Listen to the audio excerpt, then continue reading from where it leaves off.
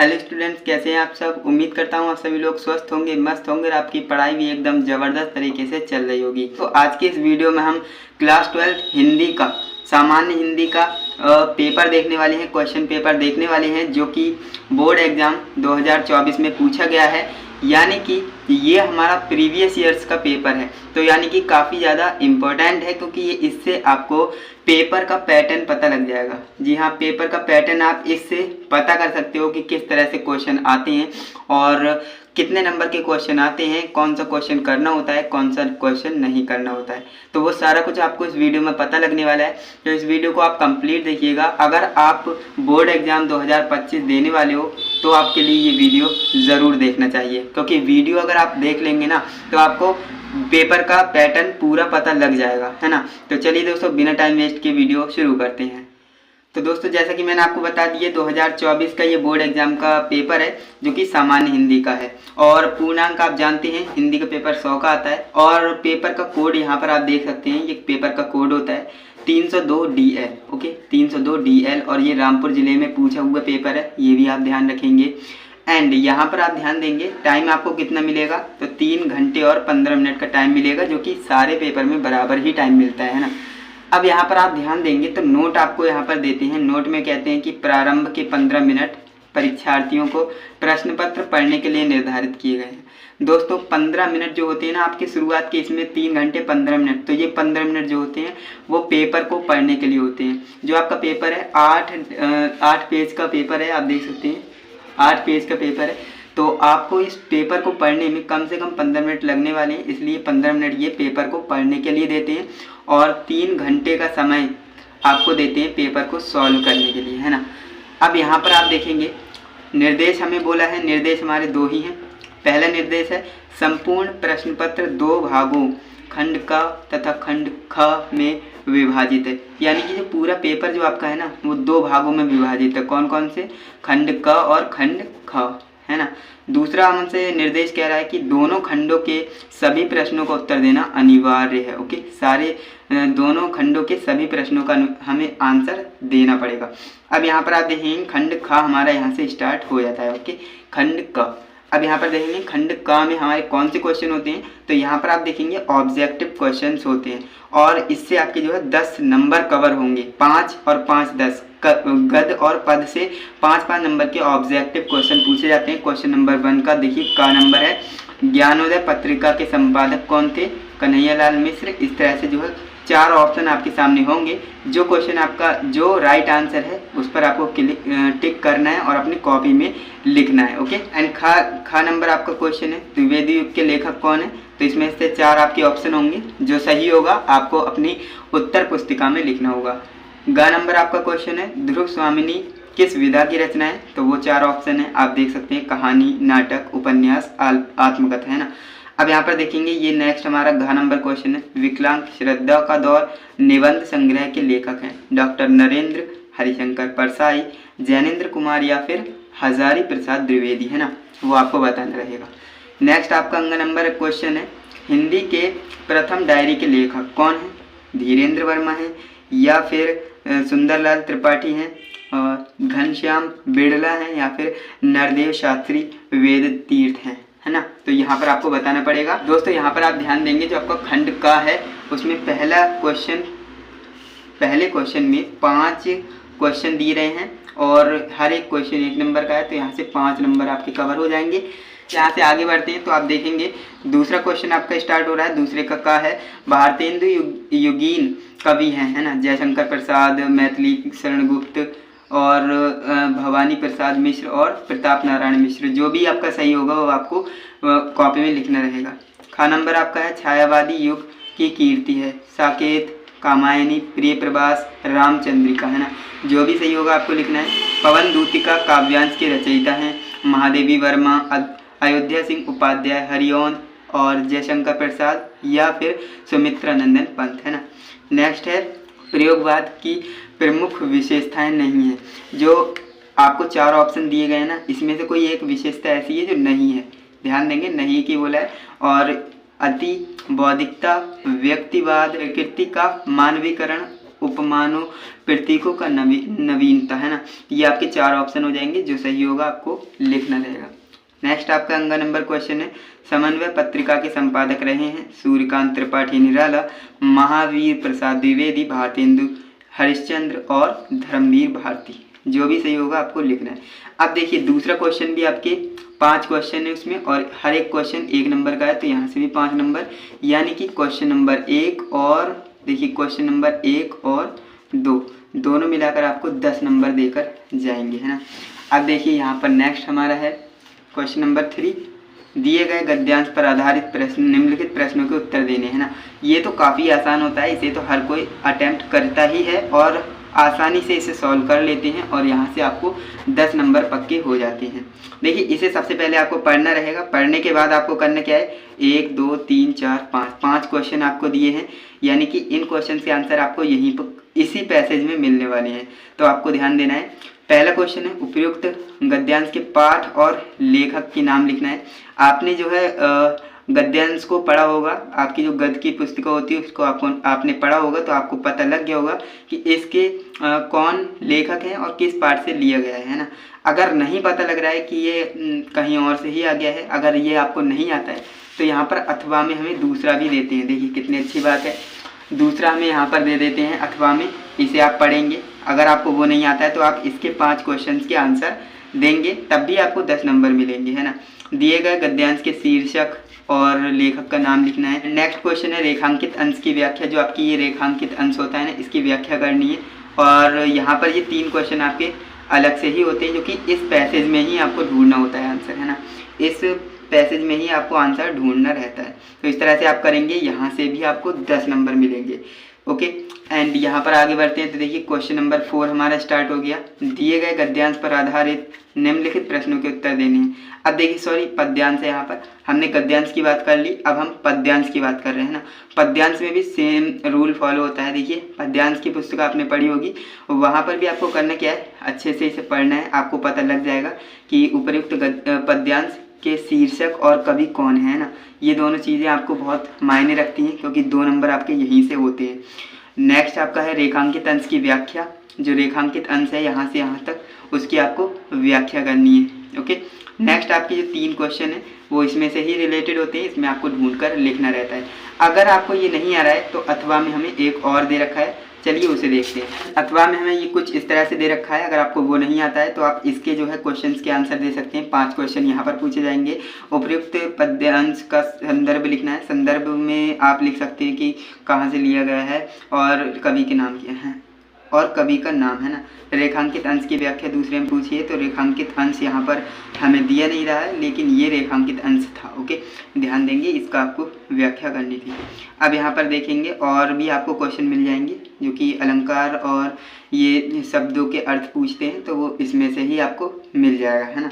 तो यहाँ से भी आपके 10 नंबर कवर होते हैं। तो देख सकते हैं आपके जो अभी तक के क्वेश्चन हैं, यानी कि पहला क्वेश्चन आपका 5 मार्क्स दे करके गया, दूसरा क्वेश्चन आपका 5 मार्क्स दे कर गया, तीसरा आपका 10 मार्क्स और चौथा क्वेश्चन आपको 10 मार्क्स। तो फ्रेंड्स आप देख सकते हैं यहाँ तक तो आपके 30 नंबर तो यहीं तक कवर हो गए, है ना।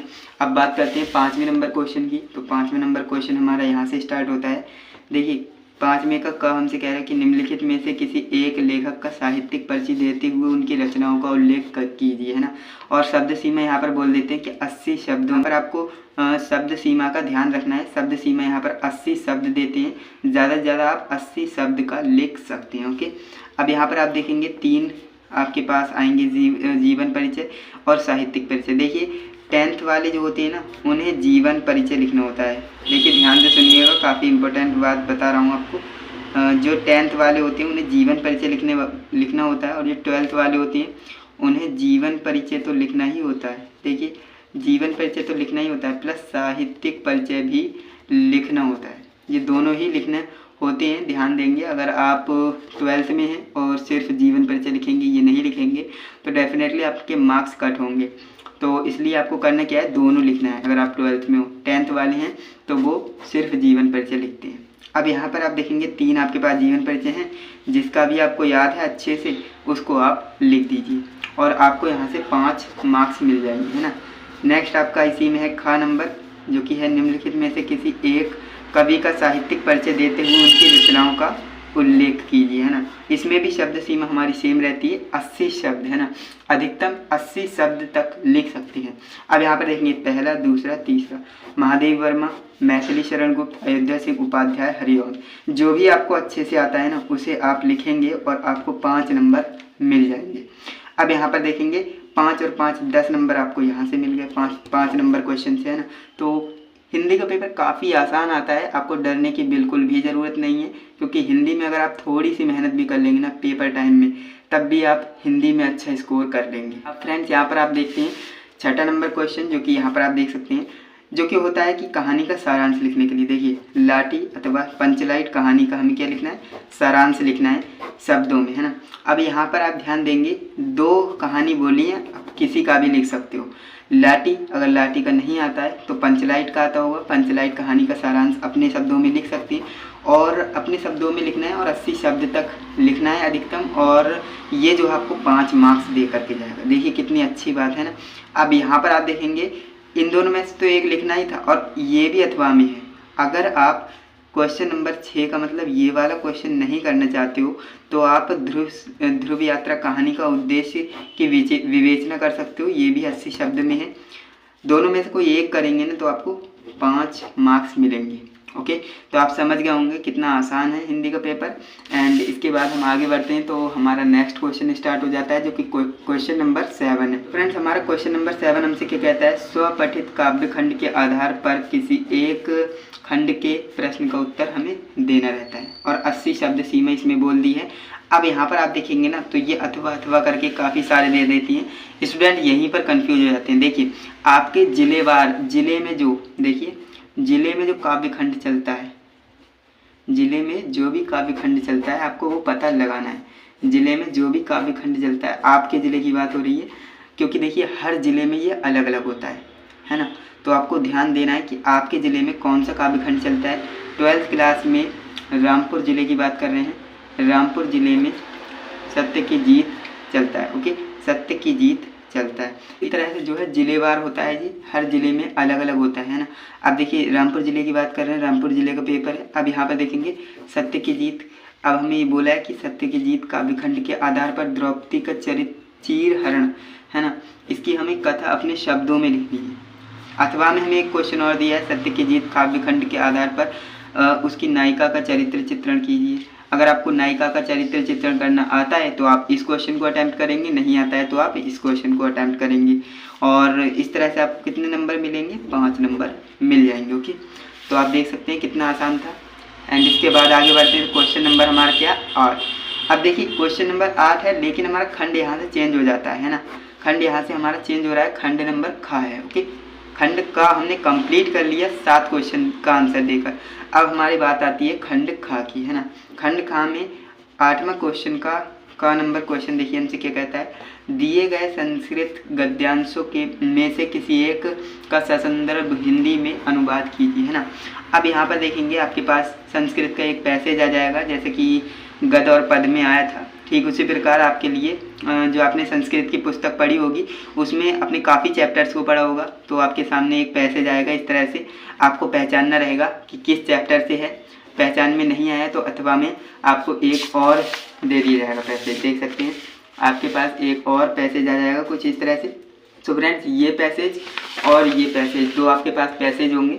अब आपको करना क्या है, हिंदी अनुवाद करना है। चाहे आप इस वाले का हिंदी अनुवाद कर लें, चाहे आप आगे वाले का हिंदी अनुवाद कर लें, आपको यहाँ से 7 मार्क्स मिलने वाले हैं। 7 मार्क्स मिलने वाले, तो ध्यान देंगे। एंड इसके बाद इसी का यानी कि 8वें क्वेश्चन का ख नंबर क्वेश्चन हमसे कह रहा है कि दिए गए श्लोकों में से किसी एक का ससंदर्भ हिंदी अनुवाद कीजिए। अब देखिए अभी हमने संस्कृत के गद्यांश का ससंदर्भ हिंदी अनुवाद करना था, अब हमें श्लोक का ससंदर्भ हिंदी अनुवाद करना है ना।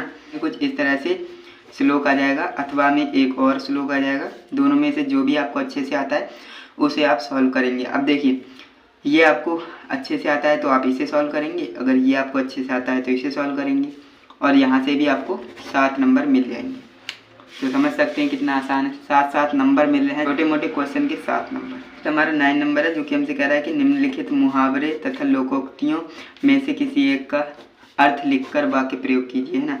आपके पास देखिए 1 2 3 4 दे रखे हैं और हमसे बोल के रहे हैं एक का। देखिए कितनी ज़्यादा अच्छी बात है। यहाँ पर आपके पास 4 मतलब 3 को नेगलेक्ट करने का आपके पास ऑप्शन होता है ना। आपके पास 4 ऑप्शन है, उसमें से बोल रहे हैं कि किसी एक का अर्थ लिखकर वाक्य प्रयोग करना है, मुहावरे या लोकोक्तियों का, है ना। तो आपको ऐसा तो हो ही नहीं सकता कि चारों के चारों ना आते हों, एक न एक ज़रूर आता होगा। तो इस तरह से आपको जो भी आता है आप उसे अटैम्प्ट करेंगे और यहाँ से भी आपको 2 नंबर मिल जाएंगे। देखिए नेक्स्ट हम आगे बढ़ते हैं। ये चीज़ नई ऐड हुई थी पिछले साल, जो कि अपठित गद्यांश पर आधारित निम्नलिखित प्रश्नों के उत्तर दीजिए, है ना। ये गद्यांश जो आप देख रहे हैं ना, ये आपकी बुक का नहीं होगा। जी हाँ, ये आपकी बुक का नहीं होगा, ये अपठित होगा। अनसीन पैसेज जो आपका इंग्लिश में आता है ना, वही है। आपने कभी इस पैसेज को देखा नहीं होगा, आपकी बुक से बाहर ही आएगा। तो आपको करना क्या है, इसे अच्छे से पढ़ना है। एंड इसके भी आपके जो है 1 2 और 3 क्वेश्चन आपके सामने होंगे। तीनों क्वेश्चन के आपको आंसर लिखना रहेगा इसी पैसेज में देखकर, है ना। अथवा में आपको एक और पैसेज देंगे, ये नहीं आता है, आपको समझ में नहीं आ रहा है, तो आप इस वाले को अटैम्प्ट कर सकते हैं। देखिए यहाँ पर ये कुछ इस तरह से, इसे भी आप सॉल्व करेंगे। इसके 3 क्वेश्चन होंगे, इनके 3 क्वेश्चन के आप आंसर देंगे, तब भी आपको बराबर मार्क्स मिलेंगे, 5 ही मार्क्स मिलेंगे। ओके, अथवा में 2 हैं, दोनों में से कोई ना कोई एक पैसेज को आपको करना रहता है।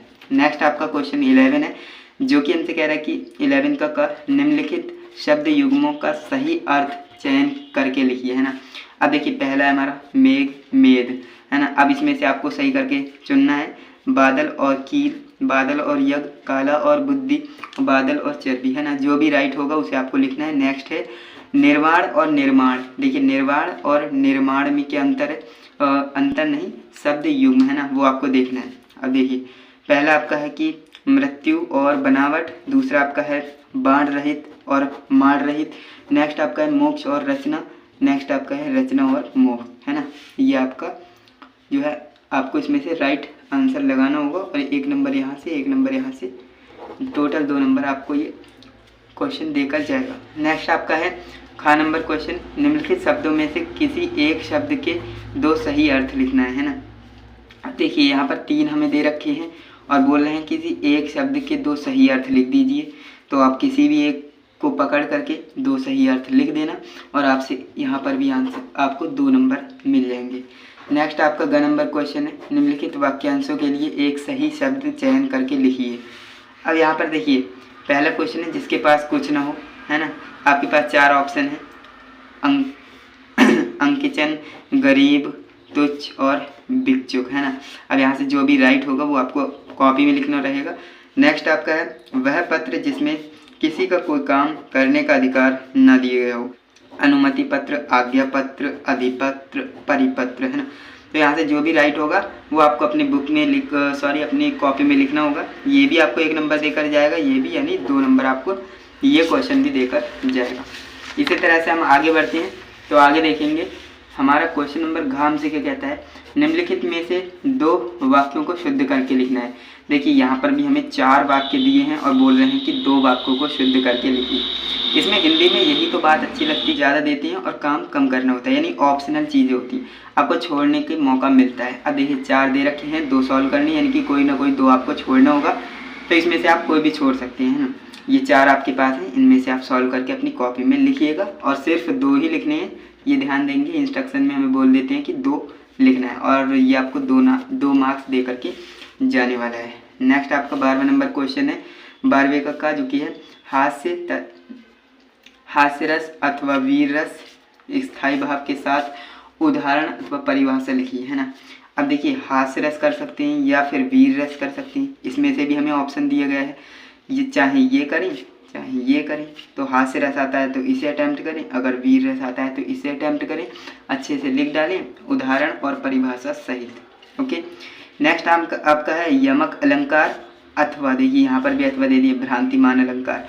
अब अगर आपको यमक अलंकार आता है तो इसे करें, अगर भ्रांतिमान अलंकार आता है तो इसे करें, लक्षण और परिभाषा सहित करें।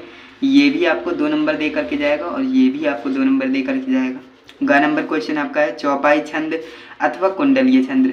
देखिए यहाँ पर भी ऑप्शन हमें दे दिया, 2 हमारे पास हैं, दोनों में से एक करना है। चौपाई छंद कीजिए चाहे कुंडली छंद कीजिए, कुंडलीय, इनमें भी लक्षण और परिभाषा से उदाहरण और लक्षण सहित कर देंगे तो आपको यहाँ पर 2 नंबर मिल जाएंगे।